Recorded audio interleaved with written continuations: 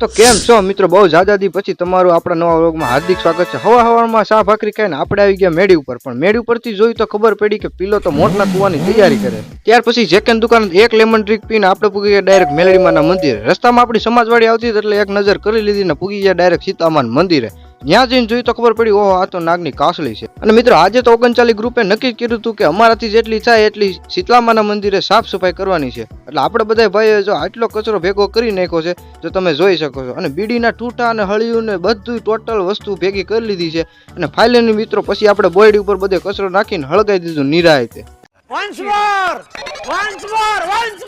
અને ત્યાર પછી મિત્રો આપણે દેવગામ પૂગી ગયા. ઘર ભેગું થાને ભાઈ. ઘરે પૂગીને એટલી ભૂખ લાગી ને કાસા પાકા જેટલા જામફળ જેના હાથમાં આવે એટલે લૂંટીઓ બોલાવીને ખાવા જ મીડા. અને હાંજે લાલજીભાઈ નો બર્થડે હતો એટલે આપણે બધા મળીને ધારવાળા મેલીમાં મંદિરે જોરદાર માતાજીનો તાવો અને જોરદાર પાર્ટી આપી લાલજીભાઈ. અને આ ભાઈ તો ચાલે બાકી તપેલામાં સોળીને ખાઈ ગયો, બાકી મૂકવાનું તો